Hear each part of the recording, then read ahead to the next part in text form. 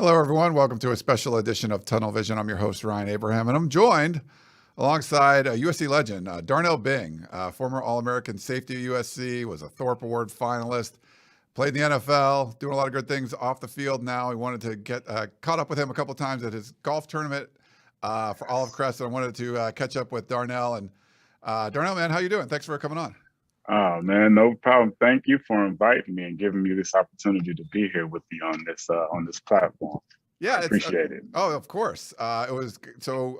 If you don't know, Darnell Bing's involved in a great charity called Olive Crest, and they've had how many golf tournaments have you had out there in the IE? Couple, two, three. This past one was our second one that we've had with the Olive Crest IE chapter. Okay. I know they do a few of them with the Orange County chapter. I believe they may have done something with the Los Angeles chapter. But we have had two with the IE chapter, and we are in the process of confirming our date and venue for our third annual golf tournament that will be taking place in February of 2023. Nice. And I've been lucky enough to go. Thanks for having me there. Got Sonny Bird and Brandon Hancock was my crew, which is fun to get to play with those guys. Here's a picture of you with like Oscar Lua out there at the tournament, and there with your wife, I believe. Yeah, and then this was a good one from the last for the one we just had. A bunch of USC legends out there, so tons of former USC players were there. Yes, indeed. That must have been fun for you. And that's not even all of them right there, but that's a great picture though. You know, it's I do greatly appreciate the fellas that's always coming out and supporting the cause.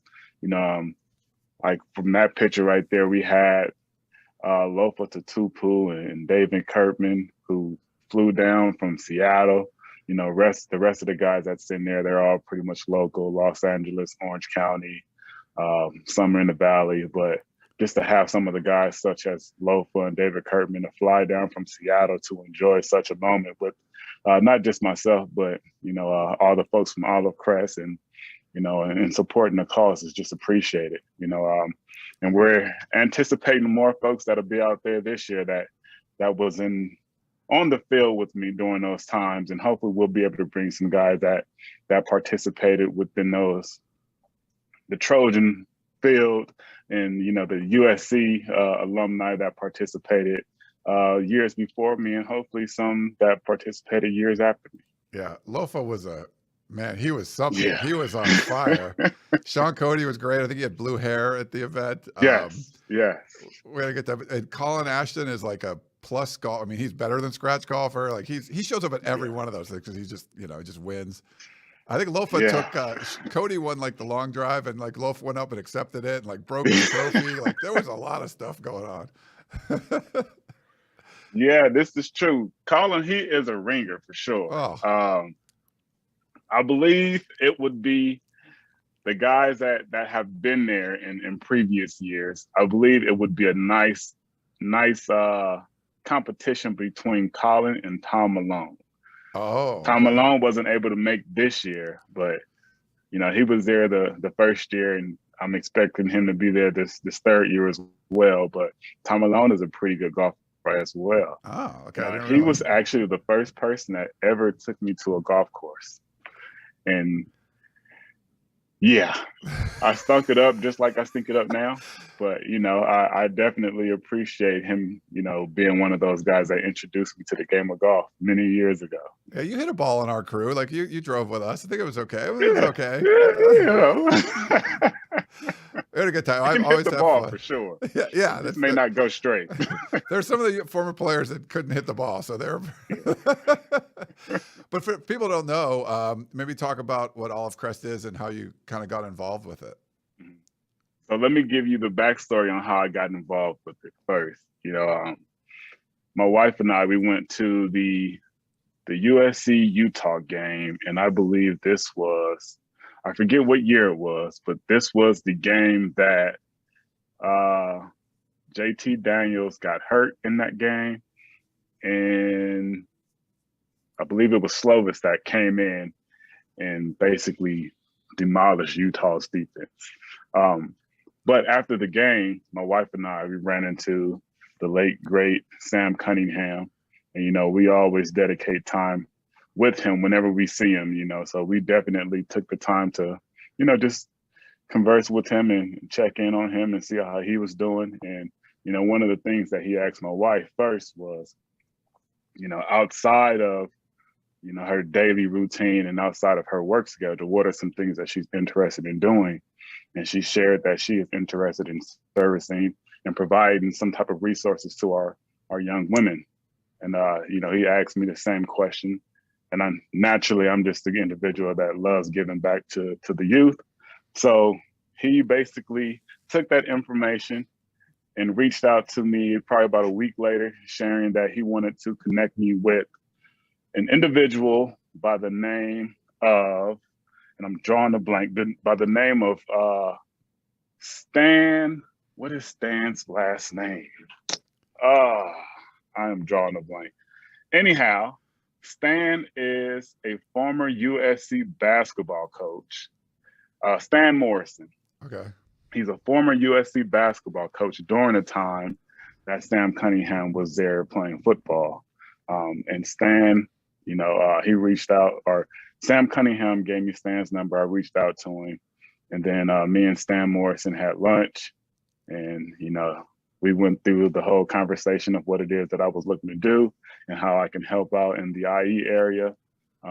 Most recently, Stan Morrison, he has served as the athletic director at UC Riverside. Oh, okay. And then he was part of, he's big out here in the IE. He's like the man. You can ask anybody out here in the Empire and they'll tell you that they know Stan. But basically, we had a conversation and he introduced me to the folks over at Olive Crest. My wife and I met with them and we loved what they were trying to do for the youth. And Olive Crest is basically a nonprofit that caters to the at-risk youth with the focus on those within foster care. So it provides safe housing. It does intentional outreach to the community to see if they can support any of those that are not trying to, share their information in terms of some of the things that they may be struggling with. One of the biggest things that we loved about Olive Crest as well is for those families that unfortunately lose their child to the foster system. They work with those families to try to provide them the resources to make their homes safe again and an acceptable environment for the government or the county to give them back their child and make sure that their child are going back to a safe environment with their families. And, they keep in touch with the families and make sure that after they receive their kids back, that they still are providing the resources for those families. And then for the individuals that do not go back to their families, Olive Crest is providing, they go through a very intense background search and, look at different folks to see who can provide that safe house for those kids. And then they also have transitional housing for those folks that are transitioning out of foster care. And those, it's called the retreat. So they basically have, there's one here that's close to me. There's basically, it was a piece of land that somebody purchased and donated to Olive Crest, in which they turned around and built 8 houses on it. And within those 8 houses, each house has like 4 to 5 young men.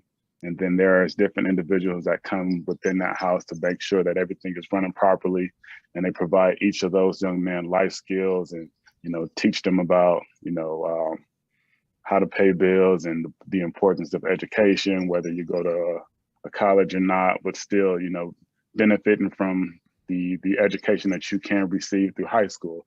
They also go through a rigorous and intense breakdown of some of the additional things, such as the career support and, helping them find out some different careers that they may be interested in. And it's all really just to help them transition from foster care into being in life and making sure that they have all the tools that they need to be successful. Yeah. It's so many great stories from your event. And I was in another one, which was kind of random. like a fishing tournament in Orange County that they asked me to be like a volunteer captain for, and it was for Olive Crest. I'm like, I know this charity from Darnell Bing. So, but every time you hear a story, it's just amazing. And by the way, so many, like the testimonials are great. It was very hard. I mean, just pulling at your heartstrings, like some of these kids, but the way that they've bounced back through your organization has been great. And that was the 2019 USC Utah game where Keaton Slovis got hurt and Matt Fink came in and did they call it the YOLO raid. You just threw it down. The Pittman just threw it up in the air and just like, Utah was playing USC man-to-man the whole time for some reason. It didn't work out so well. We're going to talk some football too, but you mentioned, education. You had furthered your education too since leaving USC. If you want to give people kind of an update on, what you've done. So I left after my junior year at USC and entered into the NFL draft, the 2006 draft. I did not complete my degree. However, I spent 5 years in the NFL, bouncing around from team to team and trying to find, my home. Unfortunately, I had a second neck injury in 2010, which basically was one of the reasons why I, pretty much shut it down. I could have continued to try to pursue it, but that second neck injury was something that really set on me, and I felt that it was time. So I spent basically about a year and a half trying to figure out what it was that I wanted to do next. And I knew that I had made a commitment to the former athletic director, Mike Garrett. And that commitment was that I would definitely get my degree.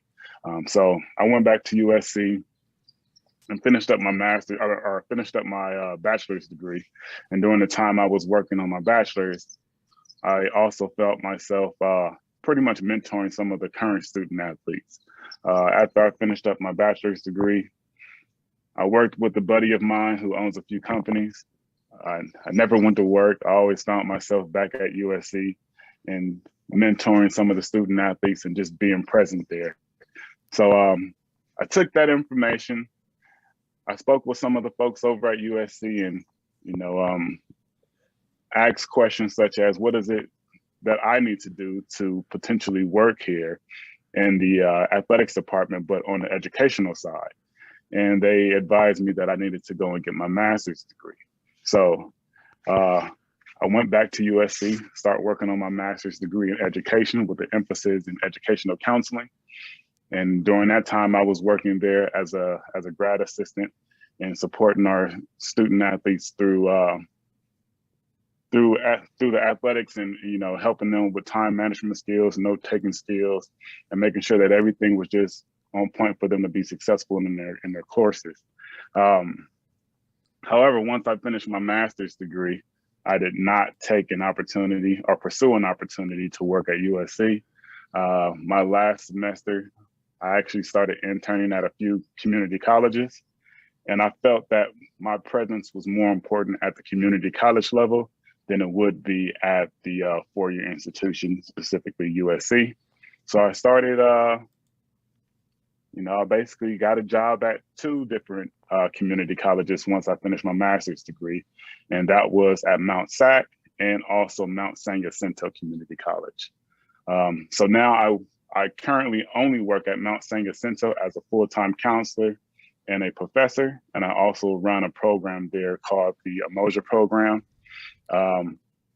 But shortly after completing my master's degree, I thought I'd challenge myself and go back and try to see if I can complete a doctorate, which I did in May of. So I actually finished my dissertation and I defended my dissertation in February of 2021. Okay. And I walked across the stage in May of 21.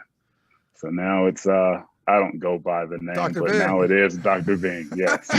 And it's like the real Dr. Bing, not like I got some honorary degree or something. Like you had to do the whole thing. Congratulations. Yes, I mean, it's such a great story.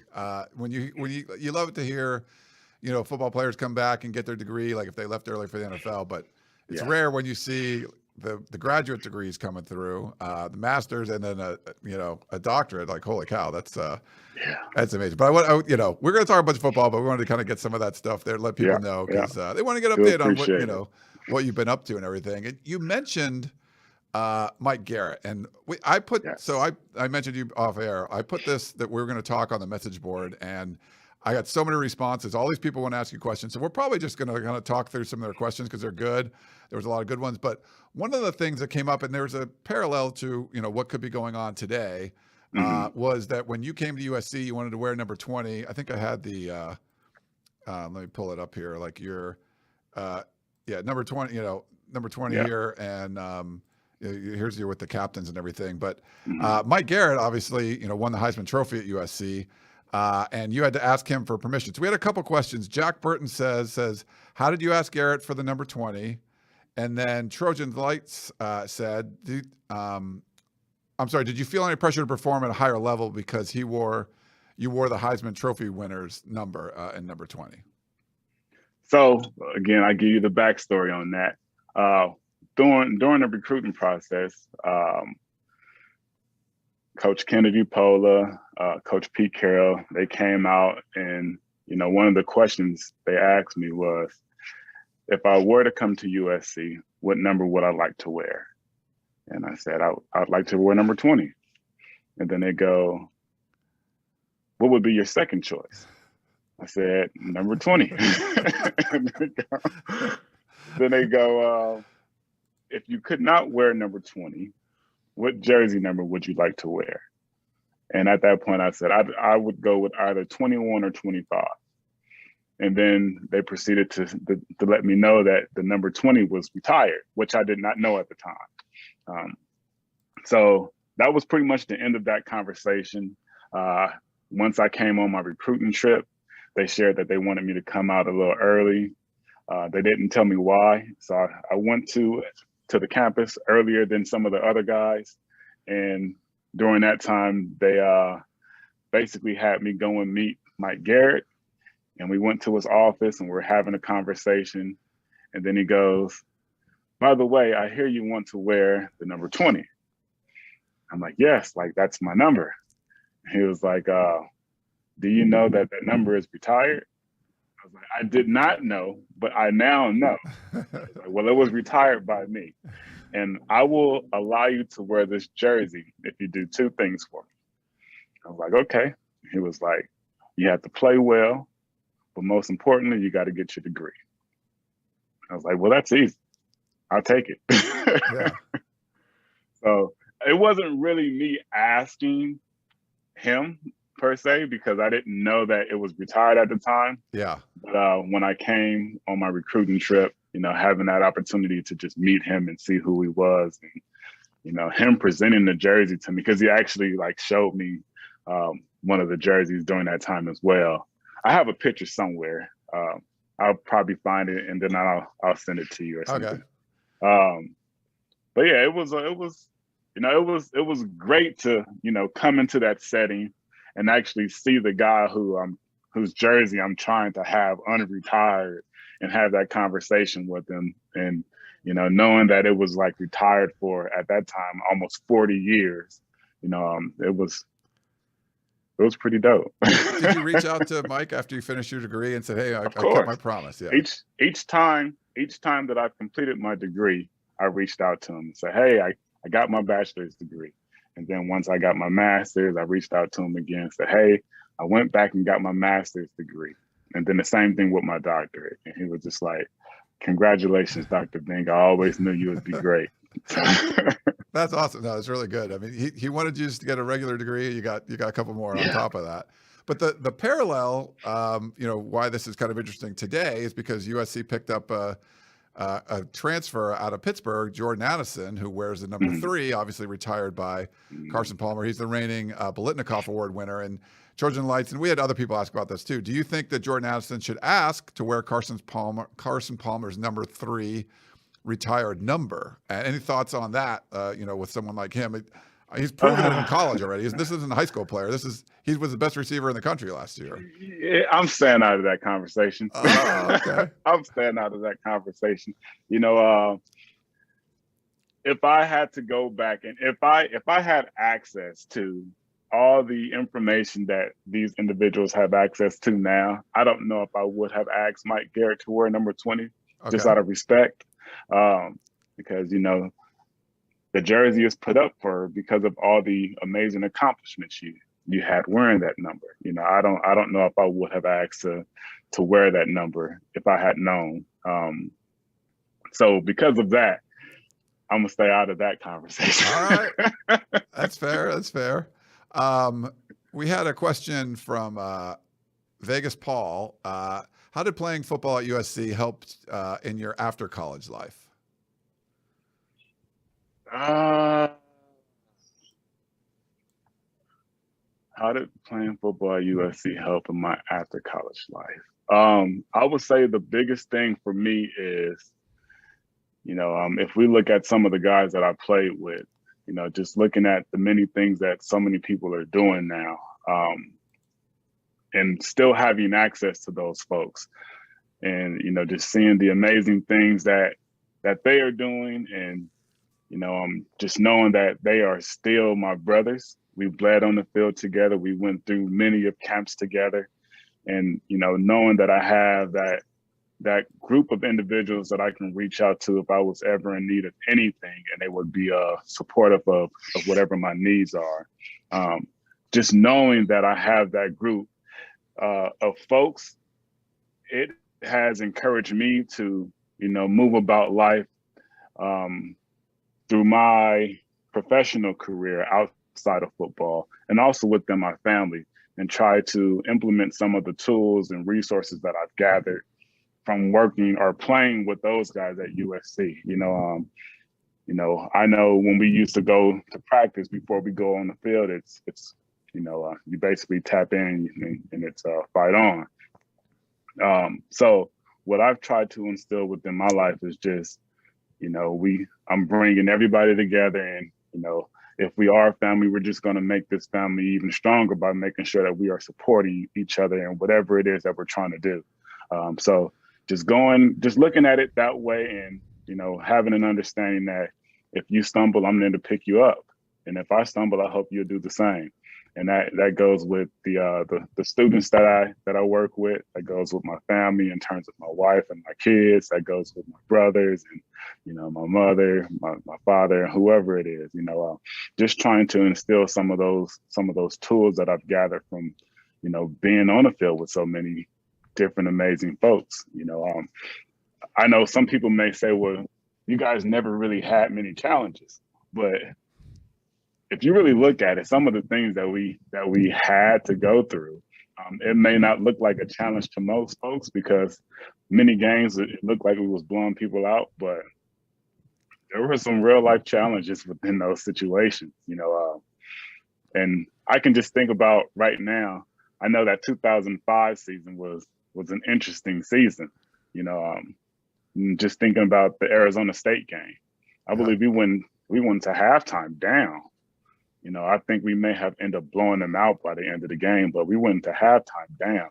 And, being a top tier team at that time, just think about how that locker room was at halftime.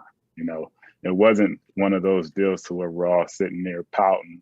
We went in there and had a very intense conversation on what we needed to do. And, we was okay with calling each other out. And in some situations, outside of practice or outside the game, if there is an issue, we made sure we handled the issue and moved forward with it about, in a family-like manner. So, those are some of the things, that's one of the biggest things that I would like to say that playing football at USC has helped me with, just making sure that as I move forward, I have that core group of individuals that going to hold me accountable and I can hold accountable, and we make sure that we support each other in whatever it is that we're doing. I wanted to definitely talk about more about the, your career and the student championships and all that. We had a bunch of questions about your Long Beach Poly days. So I'm going to put up, you guys had the Poly 5, if you remember. I'll put up that photo. Yeah. Winston Justice, Social Tennis, all you guys. We can go through this quick. I have a few. Just J88 says, who is the best player to come out of Long Beach Poly? Ever? I couldn't even tell you. It's been so many people that came out of Long Beach Poly. And the crazy thing is, probably one of the best players is probably somebody that never even went to college because of whatever it is that they had going on in life. We had some amazing folks that came through Poly, and some folks have done some amazing things afterwards, and unfortunately, some folks didn't really get an opportunity. So it's really hard to say who was the best player ever that came out of Poly, because it's just, I mean, if you look in the background there, you know, you got those pictures that's behind us, and in that room alone, it was about 15 of those cases full of pictures. And, you know, that I believe that only started in like the late 80s or something. Just think about all the guys that played before then and all the guys that's played after we took this picture, you know. So, yeah, I really don't know who would be the best player that came out of Long Beach Poly outside of myself. That's a tough one. Let's go with you. That's a good answer, though. Cliff 1144 says, what was it like playing against De La Salle? Those Poly De La Salle battles were legendary. I only played in one. And that was, I would say that was like an introduction to college football, you know, although it was at the high school level, just being able to see two teams that was amazing teams just go at it from beginning to end. And, you know, the interesting part, I don't know if many folks know, but that 2001 year when we played De La Salle, they had a lot of guys that went both ways.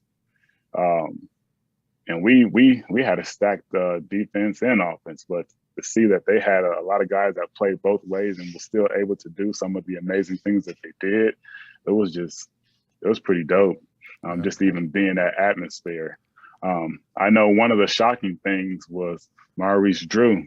You know, I don't even think we like really had much game plan on him, because I believe at that point in time, I don't think he was the starting running back. I believe he was playing like defense mainly, and he had a few carries at running back before that game. But when he came in, it was like, man, who is this little dude? like, where did he come from? Why don't we know nothing about him? Yeah. And you know, and I'm not going to say this to discredit his ability, because he was an amazing running back. You know, but you know, they had that wing T running back style, and you know, to have him, who was, I think Maurice is probably like 5'7", 5'8", you know, and then he's sitting behind the offensive line who was no less than 6'4", you know, and then all of a sudden this little guy with these huge legs just come running through the hole. It's like, man, you know, but all in all, I think it was amazing to be a part of that, especially in that 2001, the first one that ever kicked it off. You know, we unfortunately took an L, but it was an L that I think it changed how we viewed things. And, you know, I think in terms of some of the guys that went to SC with me, you know, having that understanding that you can always be on top, but there is somebody that's trying to come and take your spot. You know, I think that helped us with our mindset as we move forward. But yeah, that was legendary game for sure. One last Poly one. Tinolan34 wants to know, why didn't Mercedes Lewis join you guys at USC? I'll put that up there. He's the only one. No idea. You know, yeah. I mean, I don't know, man. You know, Mercedes probably has something lined up already. If I had to answer that, like, honestly, I would say the biggest thing that comes to mind for me is Mercedes was a basketball player too. Like, he was like a legit football, basketball guy. Like what we see with Drake London and how he came and was like a basketball guy, then he transitioned to football. Mercedes was that. He was always a football player, but, you know, he also played basketball and he was pretty good. So if I'm just, this is me assuming, if I'm just thinking of what his thought process was, it was like, okay, I'm going I'm gonna go to a school to where I feel that I can dominate both football and basketball. Yeah. And at that point in time, he may have thought that UCLA was a better team basketball wise and possibly football. Who knows? But yeah, that's the only thing I can really think of. Him just looking at the tradition from a basketball perspective and seeing what he can possibly do, possibly give him more opportunities to, go professional. If he, worst case scenario, if he didn't make it to football, which we already knew he would, but who knows? Yeah, he's still around, which is crazy. Yeah. I know, great for him. We got some more questions. I know we've been going on. Do you have a few more minutes to do this, or I feel bad? Okay. Yeah, you're good. Jeff D 830 says, "What was practice like with a healthy Herschel Dennis, Reggie Bush, Lindell White, and then he didn't mention Chauncey Washington, but someone else in the thread mentioned him too." So yeah. What was practice like with those guys? Basically a game. It was really a game. I think that was why we always felt like we were prepared going into the game, because we had so many amazing running backs that could come in, and everybody had something different to them. You think about, I'm gonna start with Chauncey first. Chauncey was that guy who was a big back, who was super fast and light on his feet, and then you had Reggie Bush, who was super fast, and he wasn't a huge running back, but you all have seen what Reggie can do on the field. Then you've got the Thunder within Lindell White, who was gonna, he was a big guy who was gonna bring the hat. And then you had Herschel, Herschel, sweet feet Herschel. He was that guy was shifty, and it was hard to bring him down. But then, if you want to take a step back and even include some of the other guys that was there playing running back, such as Desmond Reed. Oh, yeah. He was, Desmond Reed was a legit running back as well, who was very shifty and a smaller running back, but he was shifty too. But yeah, and I'm pretty sure that there's some other folks that I'm forgetting about at the moment. But practice back in the day was really, it made the game easier, because we knew we wasn't going to face any other running backs like that. And the same goes for our receiving core as well. All those amazing receivers that we had from the outside guys like Mike Williams, Kerry Colbert, Dwayne Jarrett, Steve Smith. Yeah. Practice was our game. Until we got to the game. People say that a lot now, but that was I think it's more of it's cliche. It's not like, oh, we're going to practice harder, that games are easy, but it was that way for you guys, which was crazy. Yeah, it was that way. And, the thing about it too, we had to be intense within our practice, or, we got in trouble. And I can pinpoint some of the trouble that I got into within my last year.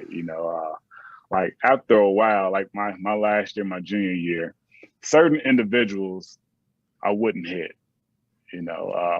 When we practiced, and it had end up getting to the point to where I pretty much if you wasn't a big guy, I wasn't going to hit you, and I started getting in trouble for that. And if you go back to the 2005 BYU game, I don't think I played until the second quarter, maybe halftime. Pete Carroll benched me. He said, "You're not practicing hard enough." Wow. He said, if you don't hit in practice, you are not going to start. And I tested him, and he sure enough made me sit down. Wow. And it was probably another game that he did the same thing as well. But yeah, we really had to go out there and practice. It wasn't, and I'm not saying that they do it, but it wasn't one of those deals to where, we can skip practice and still expect to start and all that stuff. No, it wasn't happening like that. Yeah. We had too many guys. Yeah. We had too many guys. So there's always the next guy off the bench is always ready. Indeed. 1977 Trojan wrote in and says, "What do you look for in a way an excellent safety plays?" And then Who among the group of safeties do you like? I think he's talking about USC's current group, but what do you look for in a safety, and anyone you like on the team right now? To be honest, I don't know who we got at safety right now. And I really haven't watched our defense with, with the intention of seeing what the safety is doing. If I'm being honest, I've been kind of disappointed in some of the things that we have done as a team in general.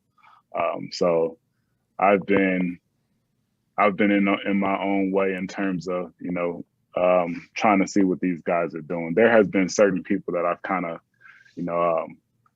been keeping a close eye on, but for the most part, I kind of faded away because I was highly disappointed. But, and what I look for within the safety is, one, I anticipate the safety being the leader of the defense. I would love to see somebody that's back there calling the shots, keeping everybody in order and in line, and making sure that everybody is on the same accord. Therefore, that play can be ran appropriately. But not only that, I would like to see somebody that is not afraid to be a free safety and still come in the box and do whatever he needs to do in the box, whether it's covering the tight end or coming up for a big hit. I feel like there has been some times when we have had some folks that kind of shy away from putting their helmet in there. I don't know if that's the right term I can use nowadays with concussion protocols and stuff, but yeah, I like the safety that's very vocal, that's willing to go into that coverage if need be, and not afraid to come in and hit somebody. I think that's what a safety is. I oftentimes tell people when they ask me about my experience at USC, I tell them that, every time Ronnie Lott came to the game and I had an opportunity to talk to him, I had my best games because I knew that he was that guy. And, I wanted to kind of mimic my style after him and, just be that guy that's willing to do whatever it takes to support the team.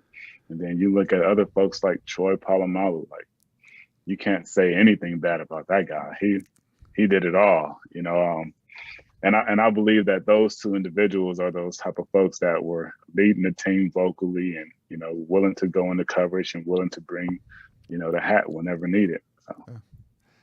You probably followed Talanoa Funga a little bit. I got to run into him a couple months ago, working out in Manhattan Beach, like at the sand dunes.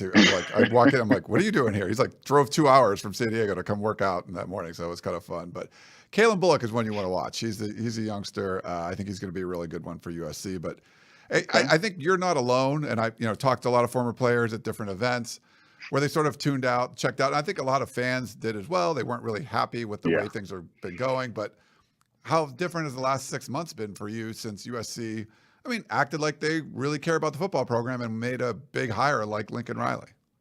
Yeah. So, interestingly, I think if you look at, where I am today and the things that I'm doing, I think this would all make sense. In terms of the team, the first thing I look at is what changes have the coach made in terms of the players and, their attitudes and how they support the students within their academics. And once Lincoln came in, the first thing I did was reached out to my folks that's in the academic support center. And, I just checked in with them and asked the question of, what is, based off of the conversations you've had with him, like, what do you think? Like, is there anything that you can tell that's different from the last guy with Clay Hilton? And I asked that when they first got there, and I asked that probably like a few months later, not a few months later, but a few weeks later to see if anything has changed. And one of the things that was provided to me was, you can tell that he is going to come in here and change the culture. So, I took that information because those are individuals that that I respect and appreciate, and I don't believe that they would provide that information and just be blowing smoke. But I have also had the opportunity to meet Lincoln Riley and a few of the other coaches there. And I also went to the spring game and just checked the temperature of everything. And you can tell that there's going to be some shifts within how things will be operating now moving forward. And I'm expecting some great things, but at the same time, I'm not expecting an undefeated season. I think at this moment, if our record beats what we did last year, which shouldn't be hard, great. Yeah. But what I'm really looking for this upcoming season is, the sparks that we should have within our group. If I'm being honest, my biggest fear right now is, seeing how all of these new faces come in and vibe and how they mesh together, coming from so many different colleges and coming from so many different places, and, having that short window to actually make sure that everybody's on one accord to be successful. Yeah. So hopefully the atmosphere is put in a way to where they can be successful and make that happen. But yeah, I'm just really looking for the sparks that they can provide throughout the season. I'm not looking for, like I said, I'm not looking for an undefeated season. I just want to see better than what we've seen in previous years. Yeah. It shouldn't be too hard. It's funny you did your own digging. I like that. You called your sources up and like, hey, what's going on around the program? That's good. Doing your due diligence. We got a few more. Indeed. We can try to do these real quick. I want to make sure you get out of here. Fourth, the West SC says, what's your most satisfying win as a Trojan?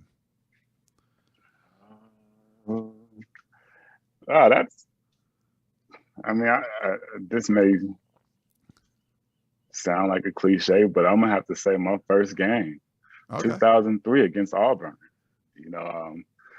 I believe the first drive we were on defense, I get an interception. Oh yeah. But I think we did we blow them out 23-0? 23-0. Like that. Yeah. They had the ball first. It was you. I believe it was your pick. I thought it was you. And then Leinert's very first pass was a touchdown. So yeah.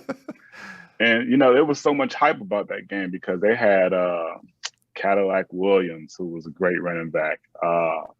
Ronnie Brown, who was another great running back. They both did amazing things in the NFL. I think Cadillac Williams' career was kind of cut short because of injuries in the NFL. But then they also had was it Jason Campbell, the quarterback was an NFL guy. I mean, a lot of NFL guys on that team. Yeah. You guys shut them out. And we played at Auburn. Just the atmosphere there alone was crazy. That's like, not to say that we don't have true football fans at SC or in, Southern California or period, but to be down south and see the atmosphere there, it was different. Yeah.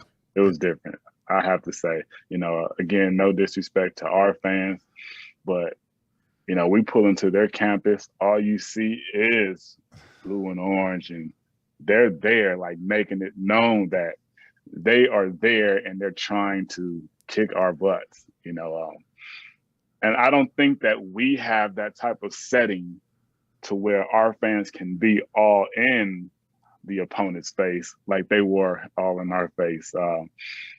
But yeah, I would say that was probably the biggest win for me within my career at SC.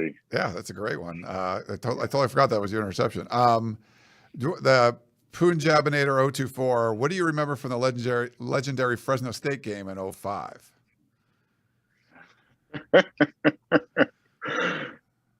My two picks? No.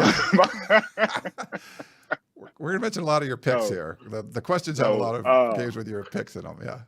No, that game, I think that game was bigger than many people expect because there was a lot happening on the field that you're not able to see from the stands or on TV. I ended up playing with some of the guys from Fresno State in different teams that I've played with on the NFL. Okay. Some of the guys from Fresno State I played with in high school, at Poly, and some within different all-star teams in high school. So it was a lot there. You know, it was a lot of trash talking on the field, and you know, just to go into that game knowing that Fresno State had potential, and then for that game to go to basically the last minute, that was interesting. Yeah, in a good way. In a good way, though. You know, you got to tilt your hat to Fresno State and the coaches for, you know, for coming and doing what they did. You know, but yeah, some of the big moments I remember about that game, of course, like I said, my 2 interceptions.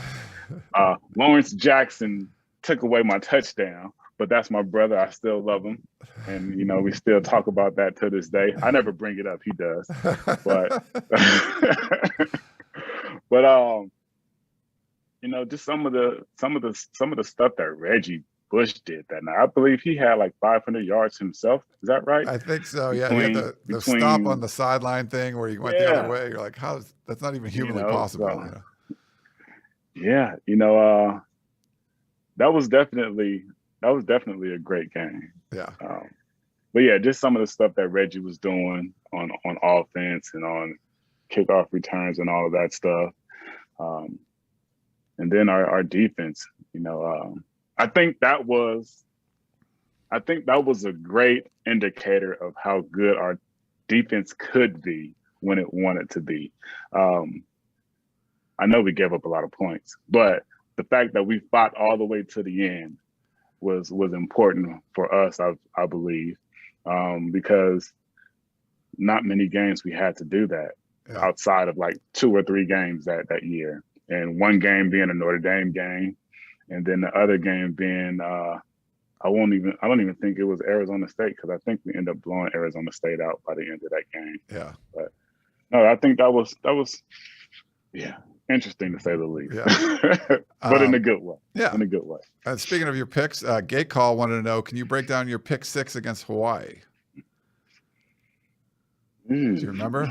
Yeah, I do. I don't remember. So that's it. I remember that was first game of the year. And that was actually the first touchdown that we had of the year. Okay.